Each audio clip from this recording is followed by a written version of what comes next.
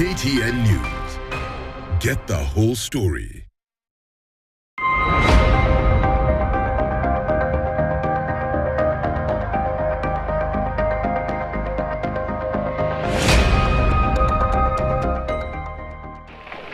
I have the pleasure to present to you Dr. Martin Luther King, Jr. Alikuwa na ndoto ya kuona Marekani yenye usawa. I have a dream that one day on the red hills of Georgia, the sons of former slaves and the sons of former slave owners will be able to sit down together at the table of brotherhood. Ubaguzi wa rangi ulikuwa laana kubwa aliyoichukia na aliyabeba matumaini na matarajio ya wengi. And when we talk about marching by the thousands, we always prepare ourselves for the follow-up. If it is necessary, we are willing and must be willing to go to jail by the thousands in Alabama.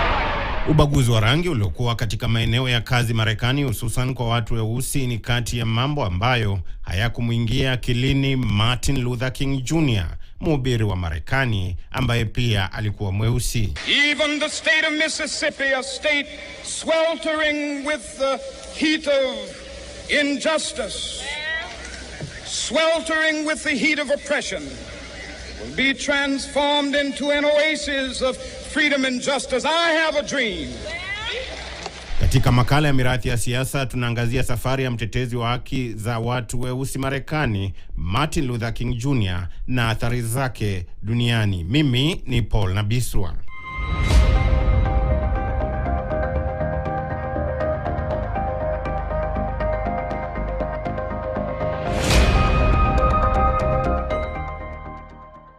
Alipozaliwa Januari 15 mwaka 1929, aliitwa jina la babake Michael King, ila jina hilo halikudumu kwa dahari ya miaka. Baada ya miaka 6, babake alisafiri Ujerumani na kutambua sifa za aliyekuwa kiongozi wa mapinduzi ya madhehebu ya Kiprotestanti Martin Luther King. Alitekwa nyara na juhudi zake za kimakusudi za wanaharakati, na aliporejea nyumbani alibadili jina lake likawa Martin Luther King, sawa na la mwanawe ambaye baadaye jina Junior likajaza mfumo wake wa utambulisho. Kwa kuwa mtoto wa simba ni kufu yake, Martin Luther King Jr. aliamua kuibeba mikoba ya babake Martin Luther King Sr. ya kuwa mhubiri, na kwenye milango ya mwaka 1944 akiwa na miaka 15 alijiunga na chuo cha Morehouse. Vizazi vya familia ya King vilisomea katika chuo hicho cha hadhi kuu cha kihistoria cha wanafunzi weusi wa kiume pekee huko Atlanta, Georgia. Kwa mujibu wa taarifa kutoka taasisi ya King Institute, Martin Luther King Jr. alikuwa mpole kama njiwa, ila alipoingia Morehouse, ilhamu ya wanaharakati ilimvaa na kumfaa na kupanua wigo wake wa kufikiria kuhusu usawa wa kijamii na kisiasa, na hivyo kumfanya kuwa mhubiri. The police commissioner of this city and everybody in the white power structure of this city must take a responsibility. Katika miaka yake 13 ya upiganaji wa haki za binadamu, hususan za watu weusi, King Jr. alikamatwa zaidi ya mara 30 kutokana na maandamano na ukiukaji wa kaida za mikusanyiko. Kulingana na shirika la BBC ambayo ilipata taarifa hii muhimu kwa kituo cha King Center, japokuwa vyombo vya sheria vilikuwa vikimlenga Martin Luther King, hakupendelea kusukumwa gerezani. Alikamatwa Oktoba mwaka 1960 baada ya kuandaa mgomo wa wafanyikazi na kuzuiliwa katika gereza la Georgia. Akiwa huko, alimwandikia mkewe Coretta barua na kusema kuwa, na nukuu, "Mateso ya ziada ambayo sasa yanajia familia yetu kwa kiasi fulani yataboresha jiji la Atlanta, yataimarisha jimbo la Georgia na Marekani kuwa nchi bora." What did you discuss back in the hotel room? Nothing, just friends, just like cruise ship. Kati ya watu walionekana na Martin Luther King Jr. ambao walikuwa raia wa Marekani weusi ni pamoja na bondia Muhammad Ali, ambaye alisema hakujutia kujihusisha na Luther King Jr. katika juhudi zake za kutetea usawa wa Marekani, hususan wa watu weusi waliokuwa wamekandamizwa kwa muda mrefu tangu alipoanza harakati zake katika utawala wa Rais Dwight Eisenhower majira ya mrithi wake JF Kennedy na alimfuata Lyndon Johnson. What did you discuss back in the hotel room? Nothing, just friends, just like Khrushchev and Kennedy and everybody. When the people, all of the politicians of all other white races come together, and they, although they believe different, they think different, whites can come together and discuss the common cause. But whenever a few of us come together, the world is shook up. And I say, whatever went back there is our business. We had a very good discussion on many matters, and of course these are not things that we would discuss here. But we do have common problems and common concerns. And above all, as Muhammad Ali has just said, we are all victims of the same system of oppression. And even though we may have different religious beliefs, this does not at all bring about a difference in terms of our... Kutokana na hayo, kasi ya maandamano ilishika kasi, hususan katika miaka ya 60 hadi alipouawa Martin Luther King Jr. Hata hivyo, hotuba yake inayokumbukwa na kunukuliwa na wasemaji wengi wa lugha ya Kiingereza kote duniani ni ile ya ndoto ya Amerika iliyokusudiwa kuamsha rahba ya mapinduzi bila kutumia nguvu Marekani mwaka 1963. I have a dream that my 4 little children will one day live in a nation where they will not be judged by the color of their skin, but by the content of their character. I have a dream today. Umati mkubwa ulijitokeza kumsikia mwinjilisti huyo ambaye hoja zilimtoka kwa njia ya kuwavutia watu weusi na pia wazungu. Maeneo ambayo yalikuwa yameathirika na vurugu la ubaguzi wa rangi yalijumuisha Alabama, alikokuwa na ufuasi mkubwa, Mississippi, miongoni mwa maeneo mengine. I have a dream that one day down in Alabama, with its vicious racists, with its governor having his lips dripping with the words of interposition and nullification, one day right there in Alabama, little black boys and black girls will be able to join hands with little white boys and white girls as sisters and brothers. I have a dream today.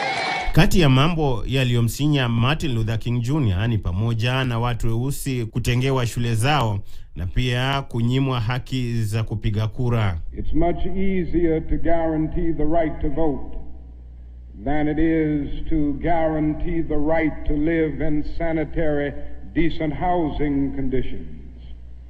It is much easier to integrate a public park than it is to make genuine quality integrated education a reality. And so today we are struggling for something which says we demand genuine equality. It's not merely a struggle against extremist behavior toward Negroes. Na kwa sababu hiyo, wanafunzi wa shule tofauti waliandamana wakiitaka serikali ya Marekani kuwapa wazazi wao kibali cha kupiga kura ili wachangie katika kipera hicho muhimu cha demokrasia. Alikuwa na msukumo kiasi cha kusikizwa na rais wa Marekani wa wakati huo, Lyndon Johnson, na washirika wake. Who must overcome the crippling legacy of bigotry and injustice, and we shall overcome. Time of justice has now come. I tell you that I believe sincerely that no force can hold it back. The real hero of this struggle is the American Negro. His actions and protests, his courage to risk safety and even to risk his life, have awakened the conscience of this nation. Mbali na kupiga kelele mjini na vijijini, Martin Luther King Jr. alitoa hotuba za mishawasha katika shule za watoto weusi na kuwataka wawe ngangari kupigania haki zao pasi na kutumia vurugu. Katika maandamano hayo alikuwa na wafuasi sugu wa kanisa lake ambao walitanguliza sala hata walipokuwa wakielekezwa kizuizini ama gerezani kwa kukaidi utawala wa Washington. Father, we we've come to this place, and this sheriff has decided to arrest us, Lord, be with us, keep us, that this country of America might really be one day a land of the free and the home of the brave, where men of tyranny cannot rule. We ask, O Lord, your blessings upon us and your safekeeping of us, as we go into jails that have misused us, as we go into jails where men have been beaten, where the waters have been placed upon floors where there has been no heat. Keep us, Lord, as we go. Keep us from illness. Keep us from the brutality of this official. In Christ's name we pray. Amen. Maandamano makubwa mengine aliyofanya Martin Luther King Jr. ni kutoka Selma hadi Montgomery, wakiwa pamoja na mhubiri Jesse Jackson, na kuvutia halaiki kubwa ya watu na hata kutia wasiwasi serikali kuu. Young people seeking to secure the right to vote were brutalized and murdered. I am mindful that debilitating and grinding poverty afflicts my people and chains them to the lowest rung of the economic ladder. Therefore, I must ask why this prize is awarded to a movement which is beleaguered and committed to unrelenting struggle, to a movement which has not yet won the very peace and brotherhood which is the essence of the Nobel Prize. Kabla ya hapo alipata tuzo ya amani ya Nobel ya mwaka 1964 kutokana na juhudi zake za kupigania haki za Wamarekani waliokuwa kandamizwa kwa misingi ya rangi bila kutumia fujo. Negroes of the United States, following the people of India, have demonstrated that nonviolence is not sterile passivity, but a powerful moral force which makes for social transformation. Sooner or later, all the peoples of the world will have to discover a way to live together in peace and thereby transform this pending cosmic elegy into a creative psalm of brotherhood. Mwaka huo wa 1964 alikamatwa huko Florida akiwa sehemu ya maandamano ya kupinga ubaguzi wa rangi wa wafanyikazi katika migahawa hususan wa Monson Motor Lodge. Well, we will stand here in a non-violent, peaceful manner to protest what we feel is a blatant injustice, and we would hope in the process the conscience of someone would be aroused and they would understand that we are engaged in a righteous struggle to make our land a better land and make it possible for all of us to live together as brothers. Umaarufu wa Martin Luther King Jr. ulivitia wasiwasi vyombo vya usalama vya Marekani hususan katika uongozi wa JF Kennedy. Idara ya ujasusi wa taifa ilimtaja kuwa mtu hatari kwa usalama wa nchi, na walikuwa nahisi kuwa upepo wa maandamano uliokuwa ukisambaa Marekani kwa kasi ni kwa hisani ya mhubiri huyo, na akaonywa na mkuu wa ujasusi dhidi ya kuendeleza mikutano hiyo mapema ya miaka ya 60. Hili lilimfanya makamu rais wakati huo Lyndon Johnson na aliyekuwa mwanasheria mkuu Robert F. Kennedy kukutana na kuamini kuwa washauri wa kundi la Martin Luther King Jr. walikuwa na uhusiano na wakomunisti wakati wa kiongozi wa muungano wa Sovieti akiwa Nikita Khrushchev. Robert Kennedy aliagiza FBI kudukua mawasiliano ya Martin Luther King Jr. ili kufuatia kwa karibu mahusiano yake na aliokuwa akizungumza nao kwa siri, hususan kuhusu mipango ya mikutano yake ya hadhara na washiriki wake waliodhaniwa na serikali ya Marekani kuwa na mahusiano ya chini kwa chini na muungano wa Sovieti, majira hayo vita baridi vya dunia vikiwa vimeshika kasi. This must become true. So let freedom reign. Kadri ya umaarufu wa Martin Luther King Jr. ulivyozidi kushamiri, mwaka 1968 Israeli alikuwa naye karibu. Maandamano aliyoongoza baada ya Marekani weusi wafanyikazi wa sekta ya ukusanyaji taka kufariki kutokana na kugongwa na lori la taka lilokuwa bovu. Maandamano hayo ya fujo yalianza Februari mosi na yalihusisha zaidi ya wafanyikazi 1300 wa Marekani weusi na kurejelewa Machi mwaka 1928 mwaka huo, polisi wakilazimika kutumia vitoza machozi kuwatawanya wafuasi wa Martin Luther King Jr. Hata hivyo, hotuba yake ya mwisho ilionekana kuwa alikuwa akitabiri kifo chake, akisema kwa vyovyote vile amefika mlimani kuwakomboa waliokuwa wamedhulumiwa na watu weupe. Nothing would be more tragic than to stop at this point in Memphis. We've got to see it through. We've got some difficult days ahead. But it really doesn't matter with me now, because I've been to the mountaintop. I don't mind. Like anybody, I would like to live a long life. Longevity has its place. But I'm not concerned about that now. I just want to do God's will. And He's allowed me to go up to the mountain. And I've looked over.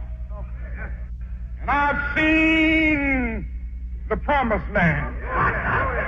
I may not get there with you, but I want you to know tonight that we as a people will get to the promised land. Alipigwa risasi alipokuwa katika roshani ya hoteli ya Lorraine Aprili 4 mwaka 1968. Kifo cha Martin Luther King Jr. kilizua wingu kubwa la huzuni na ghasia, huku maelfu ya watu wakiandamana na kusababisha vurugu, hasara kubwa, mbali na vifo kutokea miongoni mwa Wamarekani. Hii ikawa kati ya ajenda kuu ya mgombea wa Democrats wa urais wakati huo, Robert F. Kennedy, ambaye alikuwa mwanasheria mkuu wa Marekani wakati Martin Luther King akiendeleza harakati zake za mageuzi. With his death, the drums are louder still. We do not yet know whether they are a summons to battle or to the meeting of reconciliation and peace. That choice, it seems to me, is largely up to us.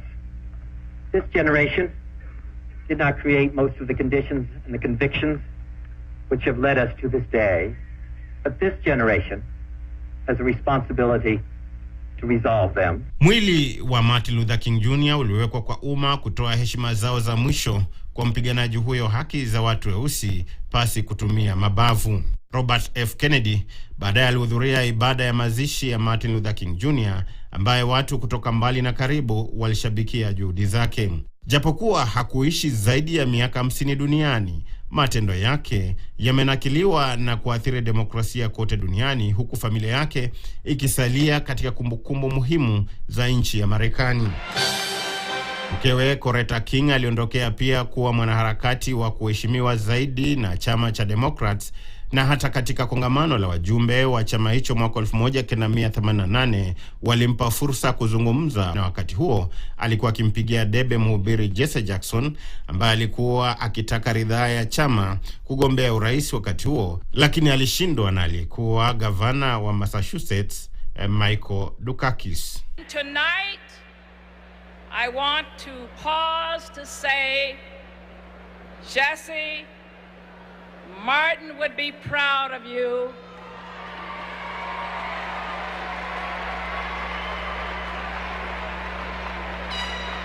And we are all proud of you for the way you have broadened and expanded the base of political participation in America. Jackson alikuwa kwa mstari wa mbele kuunga mkono juhudi za Martin Luther King Jr. siku za uhai wake kuishinikiza Marekani kukoma ubaguzi wa rangi kazini na katika maeneo mengine. Misiba haikuishia na kifo cha Martin Luther King Jr. Mwaka 1974 mamake King Jr. Alberta Williams King aliuawa kwa kupigwa risasi na kijana wa miaka 23 alipokuwa kanisani akipiga vyombo vya muziki katika kanisa la Ebenezer Baptist. Muuaji huyo alipatikana na hatia na kuhukumiwa kifo, ila hukumu hiyo ilibadilishwa na kuwa kifungo cha maisha gerezani baada ya familia ya King kupinga hukumu ya kuuawa. Ni kanisa hilo la Ebenezer Baptist ambalo ibada ya wafu ya mkewe Martin Luther King Jr. mwenda zake Coretta King ilifanywa na kuhudhuriwa na maelfu ya ombolezaji wakiwemo rais wa wakati huo wa Marekani mwaka 2006 George Walker Bush na watangulizi wake Bill Clinton, George Herbert Bush na Jimmy Carter miongoni mwa wengine. I've come today to offer the sympathy of our entire nation at the passing of a woman who worked to make our nation whole. Americans knew her husband only as a young man. We knew Mrs. King in all the seasons of her life. And there was grace and beauty in every season. As a great movement of history took shape, her dignity was a daily rebuke to the pettiness and cruelty of segregation. This is a woman, as well as a symbol, as well as the embodiment of her. We can follow in her steps. We can honor Dr. King's sacrifice. We can help his children fulfill their legacy.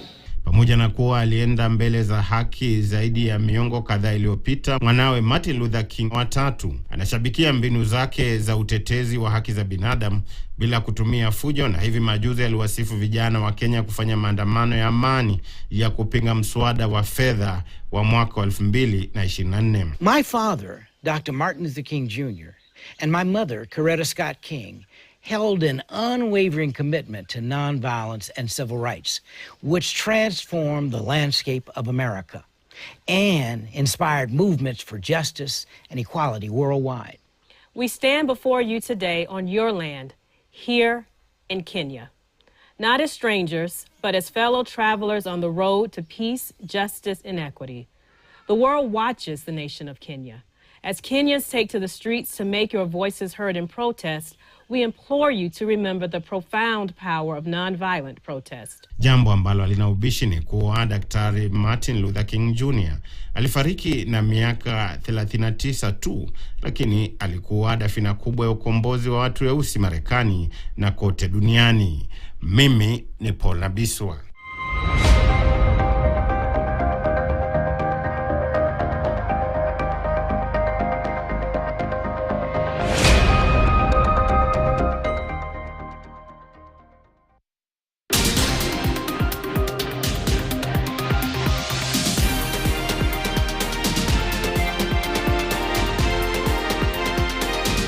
KTN News. Get the whole story. Je, unajua unafaa ku-update token mita yako?